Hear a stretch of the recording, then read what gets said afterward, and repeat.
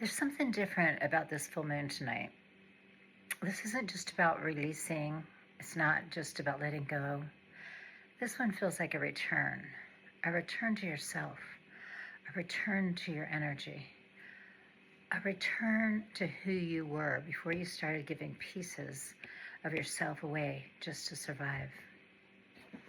Over the last few years, I've gone through a deep process of detaching from people, roles, identities. What I didn't expect was that I wouldn't just feel free. I would feel empty for a while, quiet, in between. And I realized something powerful. That space, that wasn't loss. That was where my real self was waiting for me to come back. We don't realize how much energy we give away in life to relationships that drain us, to people who expect us to show up in a certain way, to roles we outgrow, even to old versions of ourselves. And over time, you don't lose yourself all at once. You lose yourself in pieces. This full moon is a moment to call those pieces back, not from anger, not from force, but from awareness. Just acknowledging, I see where I left myself, and I'm ready to come back. Something I've been realizing lately is that beauty isn't just how you look. It's how you feel in your own energy. It's your presence, your softness, your confidence. And when we go through pain, betrayal, or survival, we don't just lose relationships. We pull our energy inward to protect ourselves. And that's when people say, I don't feel like myself anymore. But the truth is, your beauty didn't disappear. It just went into hiding. And in this moment, you invite it back out. A lot of people feel like, I know I'm meant for more, but it's not fully happening yet.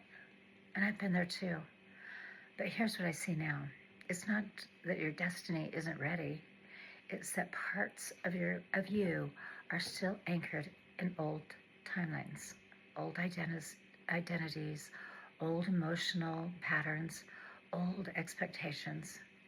And your next level, it requires you a version of you that isn't carrying those anymore. So this isn't about forgetting or forcing your future. It's about becoming the version of you that can actually receive it. If you're creating content or trying to build something, that part is important. Your audience isn't something you go find. They're something you align with. And people can feel the difference between speaking from pressure and speaking from truth. When you're trying to perform, trying to figure out what works, trying to be something, it creates resistance.